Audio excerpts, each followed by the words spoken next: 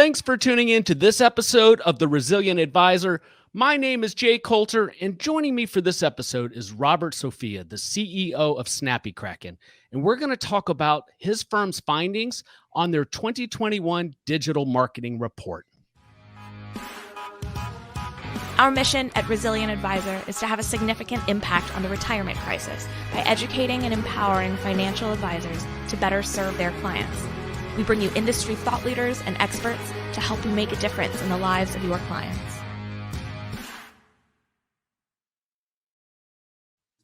Robert, I am really excited to finally get you on the Resilient Advisor show. We got the opportunity to meet in person at the T-Theory conference all the way back last January. Man, the world has changed for us, hasn't it? Hard to believe. I think that was my last conference, actually. Yeah, it was definitely mine as well. Robert, are we going to have conferences again this year? I think so. Yeah, I mean, there's a lot that have already been scheduled. Right now, if you try to book a conference, it's tough to find a place for it because a lot of companies are realizing where we are in this crisis, that people have a lot of pent-up demand for in-person experiences, and things are starting to get booked. So yeah, I think we're going to see it later this year. Excellent. If you're watching this broadcast live on LinkedIn, Facebook, YouTube, or even Twitter, if they're still allowing us to broadcast there after their recent shutdown of Periscope, please ask a question simply by typing in a comment and I'll pose it to Robert. We're going to talk through some of the findings that they found in their 2021 State of Digital Marketing. It's an incredibly comprehensive report. Download your copy of the report by visiting stateofdigital.report. That is stateofdigital.report. I'm going to pull up some slides here, Robert, and I'm going to speak to them to a degree because we have podcast listeners after we record this. One of your findings is around advisors not needing to just talk about financial concepts when they're posting on social. What did you guys find? Yeah, well, I mean, just for a little background too. I mean, this isn't based on a small data set of maybe 100 advisors. It's not based on a survey, which is purely conjecture. This is actually based on over 38,000 digital marketing campaigns that were running all over the country with hundreds of thousands of visitors. And we looked at all the data available through Google. And what we learned was the top performing content was connected to the affinities and interests of people, which is really fascinating because if you look at this slide that you have up, for example, you can see that the majority of people that advisors are marketing to, which means it's the top 25% of income earners, it's people who are already in advisor databases as clients. So we're talking about the mass affluent, really. They identify with certain things. So their affinities include things like being cooking enthusiasts, being news readers, being wellness enthusiasts, being pet lovers. And when we learned that, it started affecting how we created content. So when you do little things like, for example, change a stock image to include a pet with a person, the campaign or the content will perform better. It will get more clicks. And this is not the kind of thing you typically think about. Same thing, cooking enthusiasts, right? If we know that is the number one affinity in our audience, and we're choosing between whether to represent a couple of people on a beach riding bikes versus a couple of people in the kitchen cooking, then it's going to cause us to incorporate their lifestyle into the imagery and into the messaging. And really your point that you have on the screen about, not only posting financial content, that really extends to what their interests are. So the number one interest is celebrity and entertainment news. That's out of everything they're reading online. That is the number one, according to over 30 million data points we looked at. And therefore we created a campaign called Celebrity Money Mistakes. Relates to personal finance, but it also ties into an interest we know they have. So when you get creative like this, when you mix the topics that people are really interested in and the affinities that they have into your content, it goes from being bland personal finance or investing content to something that they really relate to. And then your performance skyrockets. I would imagine that's even more effective if you have a niche market you're going after because you're getting right on down into that niche and you can start playing on that. Is it fair? Absolutely. Yeah. And that's very true. I mean, when we build campaigns, a lot of times advisors will say things like, well, this doesn't feel like my brand. Sometimes that's what we'll hear. And we have to try to help them to appreciate that, okay, your brand doesn't completely align with your audience. This feels like your audience. That's what you want. So there are some things that have to really be in your brand. Like, for example, your brochure, your website, the videos that you put on your website. But then there are other marketing campaigns that are out there. And before people have a relationship with your brand, all they care about is themselves. They don't care about your brand. So make it more about them, about the audience, and then that will draw that niche in. So when we create a campaign that's designed for women, or that's designed for pre-retirees or technology entrepreneurs or millennials, like everything about that campaign, the font choices, the colors, the images, it's going to be designed for that audience. And that's how you really hack into better results. It can't just be about what feels good to you. It has to be about what aligns with the people you're trying to target. One last thing on this particular item is somebody who works with financial advisors, thus I'm marketing to financial advisors. I run across folks and I'm not going to pick on any particular broker dealer, but let's just say I have a couple hundred folks from a particular broker dealer that are in my LinkedIn community. They all post the same things during the same week. Right? I have to think that's an incredibly ineffective strategy. Does your research have anything that validates my thoughts that that's probably wasted marketing?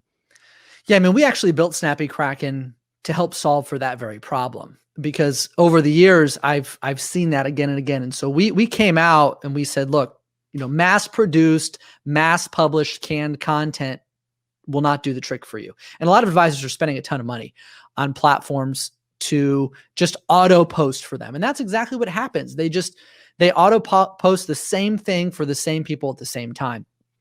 With Snappy Kraken, we actually help them develop a personalized publishing strategy that's based on their audience and the best times for their audience. And we even create exclusivity in certain areas where people are marketing. So for example, if we have 10 advisors in a geographically concentrated area, all publishing the same ads for the same campaigns to the same prospects, we know that their ad performance is going to drop. Something called ad fatigue will happen. Everybody will see the same images. They'll realize and get confused about the market. They'll get burnout on those. They'll think maybe all these advisors are affiliated, and it's not a good thing. So we actually will assign territories and only publish those types of content in those territories for specific advisors, so they don't have that problem. And it does make a difference. I mean, our benchmarks are much higher than the averages, and that's one of the reasons. Yeah, and that speaks to why the Snappy Kraken value proposition is so unique. I do want to get into that in just a minute. In fact, you guys have been very gracious to provide a discount to viewers and listeners. But before we get to that, one of the aspects from your report that kind of stood out to me is what's driving traffic. And I want to set the stage for this. I was at a conference 2 years ago that you were speaking at. We had not met yet. And it was almost like I was in the room for the previous presenter, and I just happened to stay in there, and I was working because you were going to talk about Facebook, and I could care less about Facebook. And I'm sitting there, and you started that presentation talking about data and the importance of Facebook and why you need to be paying attention to it because, and this is the important part, that's where baby boomers are. And Robert, that was the aha moment for me, that I had Facebook all wrong, and the rest of the presentation, I was glued to every word you said. So tell us, as it relates to traffic sources today, 2 years later, where are you seeing results? Where do advisors need to pay attention? Yeah. Well, if you think about what you need out of digital marketing performance, there's layers, right? At the very first layer, you have to create awareness. Then you have to be able to take that awareness and turn it into traffic. And then you have to turn the traffic into subscribers or opt-ins. And then you have to turn those opt-ins into meetings, and those meetings into clients, right? So there's a whole process. All these things have to happen. So when you're looking at where the results come from, one of the first questions you have to ask is, which source is driving the most traffic? And we have the luxury of having tens of thousands of campaigns running for thousands of advisors all over the place, literally in every state. So we can see overall where they're getting their traffic. And the amazing thing is, we ranked these traffic sources, and I'm going to start from the bottom actually, because people overestimate the value of social media for driving traffic. And a lot of people talk about social media, Facebook, LinkedIn, Twitter, social media, be on social media. But social media is about engagement. That's really what it was designed for. And people who go there and try to drive traffic are only very modestly successful, because it's not a great place to drive traffic. It's a great place to create awareness. So when you look at Twitter and LinkedIn and Facebook organic posting, you can see it's like 4% of the traffic is coming from Facebook organic. 0.4% of the traffic is coming from Twitter. And it's just not that much. So where do you get your traffic? Well, what we found is, of all the sources when it comes to social media, the only way to really drive traffic from social media on any level is with paid traffic. So you can put ads on social media, and those are optimized. They actually get compensated to drive traffic to you. They charge you for those clicks. So their platforms are designed to prioritize that in certain ways to get you traffic. So paid Facebook ads are the number one driver of social media traffic. So after, oh, yeah, sorry. go ahead. No, please. No, and then, after that, like, if you look at everything else, the bottom line is, there is nothing better than building your own email database. Getting email opt-ins, collecting email addresses, using that paid traffic and other sources of traffic to get opt-ins, because once you have an email database, you can continue to market to that. It is truly a gold mine. And 71% of the overall campaign traffic advisors are getting is coming from their existing email database. And that is where you really start to turn your marketing into measurable results with a real return on your investment. So could we go a little bit deeper on the Facebook paid ads, just for folks in my audience? I don't have hard demographic information, but generally it's going to be Gen X, late baby boomer advisors, and they hear Facebook paid ads and they either think that's great, I'm going to have my assistant go figure that out, or that's going to be a waste of time. You and I both know that it's not. Could we at a high level walk through somebody who wanted to start doing it, the process that they need to go through? So how about a hypothetical example of an independent advisor in the middle of the country, Little Rock, Arkansas, that focuses on baby boomers or pre-retirees and retirees? What would they need to think through if they wanted to start leveraging Facebook to build their list? Yeah. Okay. The very first thing is your audience. So who do you want as a client? And we can't just say people with money. You have to get more specific than that. It has to be people that are facing certain types of problems, specific challenges, are at a certain stage of life that need certain things from a relationship with an advisor. And you have to really understand the persona of who you're targeting.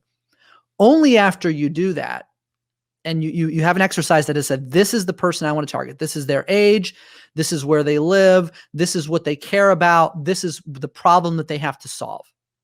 Only then can you build what's called, or what we refer to as, an irresistible offer.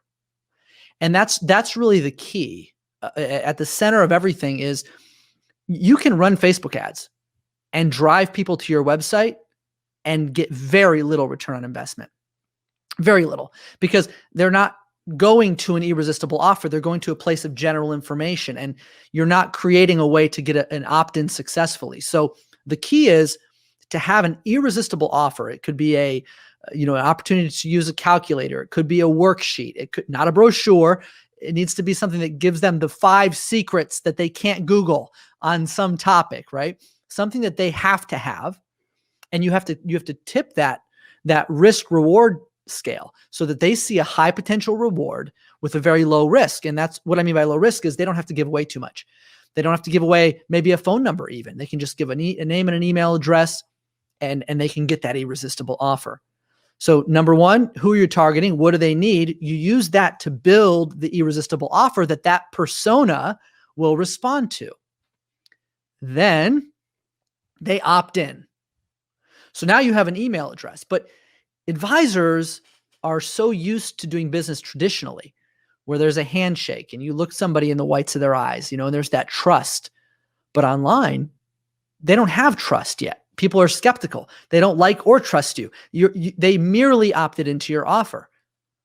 So now you need a process for taking people from cold opt-in to relationship, or as we say, from cold to gold, because now you've got to actually get them to like and trust you to the point where they want to have a relationship. They want to get you to personally answer some questions for them.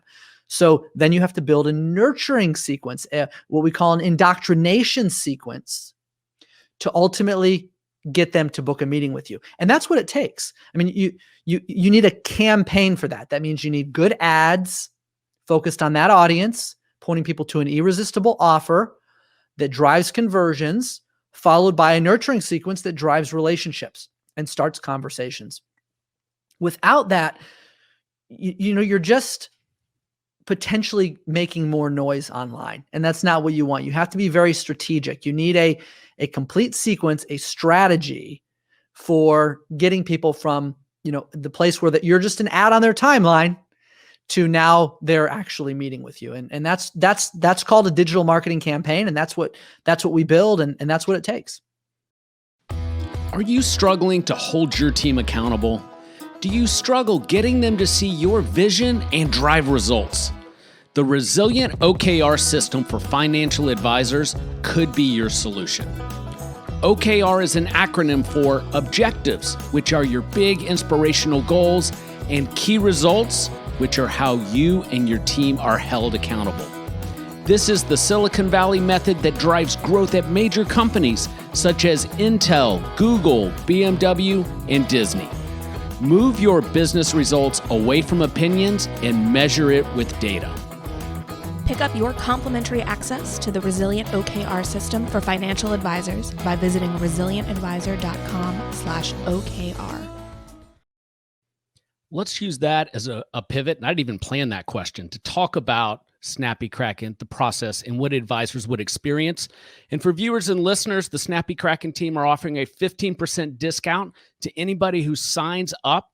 If you visit snappykraken.com/Jay, you can receive that discount. Robert, tell listeners and viewers a little bit about Snappy Kraken. Yeah. Look, we just hit our 5th year since we started mocking up this product on a whiteboard. Our actual 1-year business anniversary from our launch will be in September of this year. And we started out with a very simple vision, and that is to automate financial advisor growth, period. And I actually come from a practice. I mean, I'm licensed. I was the vice president of a firm where we grew assets from about 120 million under management to over 600 million under management in less than 5 years. And all I did was marketing. I launched a marketing program where I did all this stuff custom for advisors, ran that for 7 years. Snappy Kraken is a result of almost 20 years of experience doing nothing but advisor marketing. And the team that I have, what we've done is we've figured out how to really automate that whole workflow. So you kind of, it's nice how you're scrolling through the site there, Jay, but it's basically, how do you, number one, get noticed? Number two, generate new contacts. Number three, build trust and credibility. Number four, start conversations with those people. Number five, turn them into a client. And then number six, expand and deepen that relationship and drive referrals. And all of that is what we use, a combination of content and technology to accomplish. Yeah. Your website is fantastic. I enjoyed just scrolling through it while you were talking. When I'll have advisors reach out and say, hey, Jay, I'm thinking about hiring this company to do this or this company to do that. And if it's related around helping them with their social strategy, I always say, well, go look at their own social accounts and see how they're doing. And typically they're not. You guys don't have that problem at Snappy Kraken. So you guys have built a great brand in a very, very short period of time inside the industry. Tell, for advisors that are new to Snappy Kraken and what it delivers, what is their advisor experience like the first 90 days when they come on board? Because I do believe that's a unique value proposition you guys have. Yeah, it matters. I mean, you're implementing a new tool. Advisors, I mean, we all know they have enough tools already to try to manage. And now here's something else for the technology stack. And that can be overwhelming. So we really try to make it as easy as possible. But to be clear, this is a program. I mean, it's not set it and forget it, because I'm sorry, but set it and forget it just doesn't work. The only thing that will ensure is that people forget it. So you can't just swipe a credit card and expect all your marketing to be done. It doesn't work that way. So we have a program. And what it is when you come on in that first 90 days, we help you integrate all your social media accounts, configure your email sending domains for maximum deliverability. We train you. We have what's called a 90-day marketing accelerator, and it's 12 weeks, an hour a week, that teaches you basic principles of digital marketing. We assign you to a team of success specialists who help you implement our program. And the goal is really that over 90 days, you or someone in your office, hopefully, who's capable and tech savvy can do this for you, will become a consummate, active, progressing digital marketer. And it's a combination. It's Snappy Kraken is really three things. It's technology, it's content, and it's people. It's people who help you. And it's those three together that really make it different from other programs. I mean, there are website companies that do digital marketing, and it's just kind of like you pay extra and they just publish stuff for you. Like this isn't that. It's really, you've got coaches who teach you and train you, but they don't do the digital marketing for you. It's not that. It's really a hybrid. It's like, here's the tools, here's the resources, and here's the people who help you put it all together.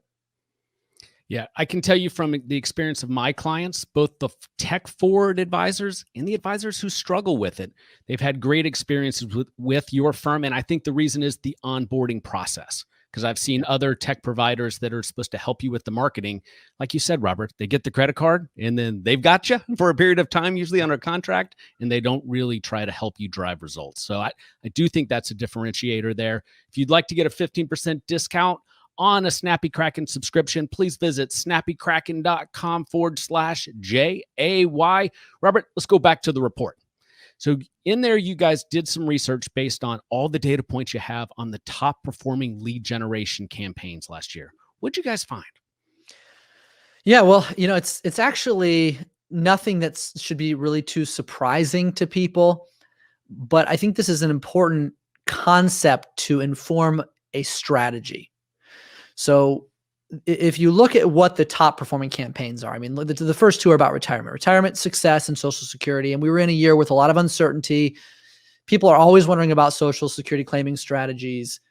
Those are the top performers. But interestingly, those two top performing campaigns only accounted for about 15% of the traffic total. So although they were the top performers, if you start to look, you see, okay, hidden tax opportunities, end of year tax opportunities, estate planning, more specific times related to COVID, another tax opportunities that's seasonal. Then you've got Medicare, retirement, again, a couple of topics. And then way down, number 13 is divorce, 401k opportunities, business owners. So when you look at that, this represents over 90% of the traffic that advisors received was from the top 15 campaigns. But only 15% of the traffic roughly is from the top two. Here's the point. You cannot rely on a single marketing campaign. So here's what advisors will do. They will pay an agency 10 or 15 grand to build them a funnel, a campaign, and they put all their horsepower behind it. But that's not how you maximize your opportunities. You actually have to run multiple campaigns, some that are timely, that are fresh, that address current issues, some that are more about stages of life. And so the advisors on our platform getting the most traffic, they are using a combination of 10, 15, 20 campaigns at the same time, all running for different audiences. And each of those campaigns is driving a trickle of activity. And that trickle of activity turns into a flood of activity. The ones who get on our platform and just launch one campaign, or they say, what's the number one campaign? Or the ones who've gone out there and spent a lot of money to build one campaign, you can't hang your hat on one thing. And that's really what this taught us, was a variety of topics, different angles, even on the same topics. Like there's I think three. Yeah, there's 3 tax campaigns, but one is an evergreen campaign. One is a year-end campaign. One is a tax season update campaign. All 3 drive traffic, but for different reasons. And that's where you start to become really successful at digital marketing is you've got this, you might be a CDFA and you might be helping people who are in divorce, but that's not the only thing you market. Or perhaps you're missing out on a lot of opportunities. So we try to help advisors figure out who are all the people they want as clients, and then market to those people individually in different ways. Gosh, Robert, there's a lot of gold in there. 10 campaigns. So if I'm an advisor and I haven't even started touching digital marketing, and this isn't meant to be a softball, this is an application question. How does your tool help them run 10 campaigns at the same time when they haven't even run one? Right. Well, that is what our tool was created for. I mean, when I used to do this myself at a practice with my marketing team, I would have to come up with the audience, come up with the content, write the content, design the content. I use freelancers too, but publish the content, manage the content, optimize the content, constantly retool what's working, double down. What's not working, drop it. And I'm trying to manage 10 or 15 campaigns using literally a technology stack that included a landing page program, a hosting program, Adobe design software, different programs for tracking and reporting, another program for emailing. That's what you have to deal with. What we've done is we've basically built all that into one tool, and then we build the campaigns. We build all the campaigns and we test them. We prove the results, and then we publish them for advisors. And then they can just go in and basically shop for a campaign like you shop for a movie on Netflix. Pick a campaign, hit launch, edit it if you want to, or launch it as is, which is really usually better for performance. The advisors who make the most edits seem to struggle the most. But if you just use it because we've already proven it, then you can you put your branding in it, you make any really essential changes, and you launch it. And you can actually launch a campaign that takes about 200 hours to build from scratch in less than 10 minutes. And that is the value prop, really. It's like you could spend an hour a month and queue up all your marketing campaigns for that month. And every month we put $50,000 worth of fresh campaigns on the platform. So you're going to get, the minute the market drops, you're going to get a campaign about that within a week. The minute that, when GameStop was on fire and all the advisors are getting calls from their clients, should we be buying GameStop? We had prepared content to help explain that and published it on our platform over the weekend. So advisors had it on Monday morning when they showed up in their office. And that's what we do. We're like a full agency. I've got a content team that's basically 11 people, always building out this content and putting it on the platform for advisors. And that saves them a ton of effort. You guys have been very innovative your whole existence. You guys have some new things coming out, a recent partnership, and then you have some stuff in beta. What are some of the things on the horizon for Snappy Kraken? Yeah, there's a lot. I mean, we've gone from a startup environment to a hyper growth mode.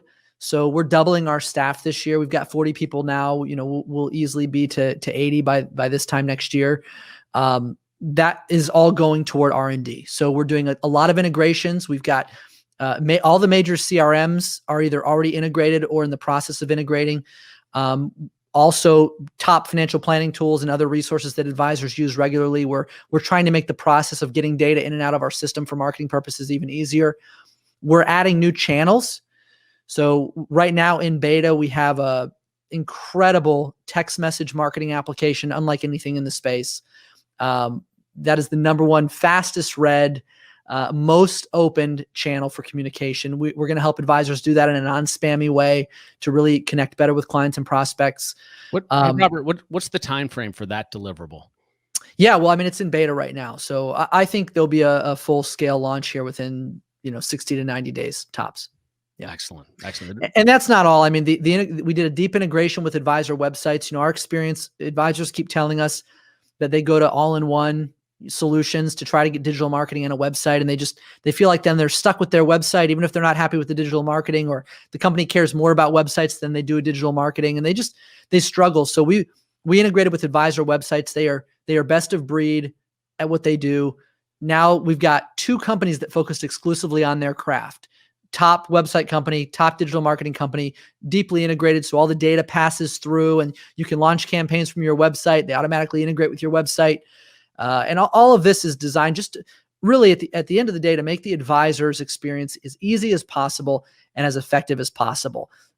Big data integrations to make the content smarter. There's really just so much on the horizon. Yeah, you guys are incredibly innovative. Two more things from your digital marketing report that I'd love to just bring to the audience. I know we're running over on time, but this stuff is great. So you and I are having this conversation on video. I'm actually a pretty shy person for somebody who produces as much video content as I do. And shoot, this is even live. But the Well, you're a reason good example then. well, the reason is it's real simple. I get results with video. What did you guys find as it relates to advisors in video, and what do they need to be paying attention to?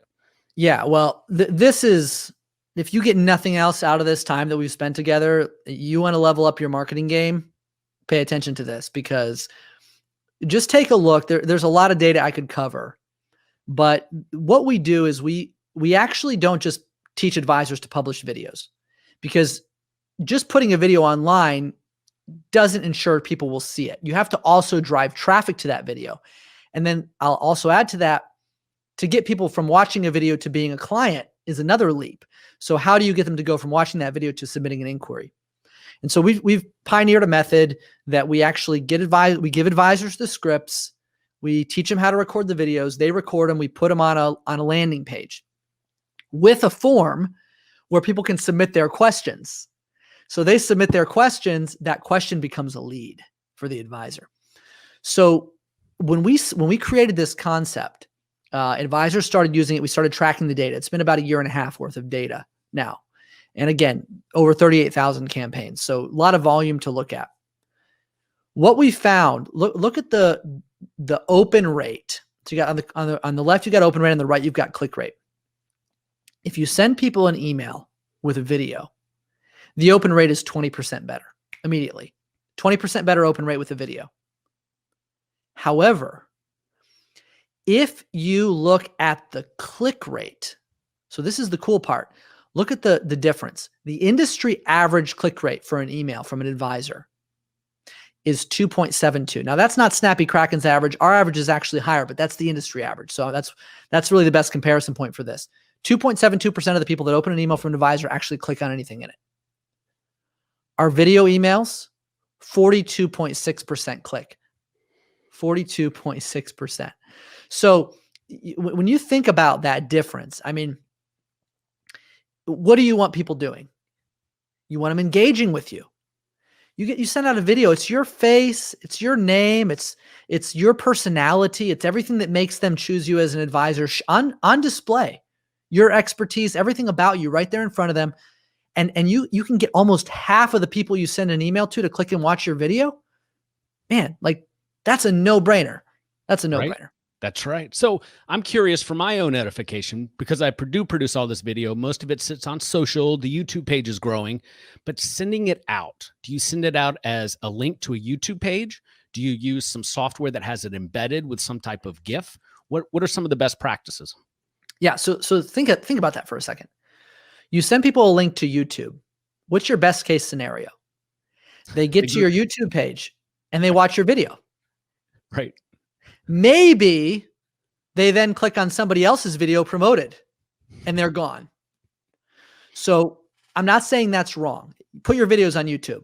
That's actually what most of our advisors do. They put them on YouTube. But then you drop that link in Snappy Kraken. Now you embed that video on a page. And that page has a title, an intriguing headline. It features the video, and right below it, it says, do you have a question about this video? Click here to submit it. They type in their question, they hit submit, it asks them for their email address and their name. Now that page gets promoted on social, on Facebook, on LinkedIn, on Twitter, by email to your old prospect list that's not doing anything right now. They get your video, they submit their question, and now you've just taken a video viewer and turned them into a fresh lead. Because now they said, hey, that was a really interesting topic, but what about Roth conversions? Okay. So then now you've got do you think taxes are going to go up? Now you've got an opportunity. So the best practice is put the videos online, but make sure you also put them somewhere you can use for lead capture, and then drive the majority of the traffic to that place. The ones that are online, let people stumble across them. Let them help you with SEO. But if you're trying to drive performance, which that's what we're all about, then drive the traffic to the place that's designed to generate a conversion. Excellent. I got to rethink my whole video strategy, but That's why I follow folks like yourself. And, as part of your report, what I really liked is the survey you did of 36 of the top industry professionals, and they weighed in on what they thought had the most impact. And actually, I should let you describe what you were trying to accomplish with this survey. What stood out to me are the names on here. They're folks who've been on the show or people I just, quite frankly, stalk to learn from them as it relates to digital marketing. This truly is the best of the best. So tell me, what did you guys find? Yeah, I did this actually out of curiosity because I wondered if the data would align with what the experts think. That's what I was curious about. And it's pretty close. It's pretty close because when I looked at the averages, I had them basically rank every marketing channel or activity in order of importance. And ultimately, I was fascinated to learn that the number one most important thing that they recommended was email. And email marketing people think email's dead or whatever. Like all of our data shows that email marketing is the most powerful traffic driver and most powerful conversion channel and everything else. So they were right about that. They also said marketing automation. We found that to be true.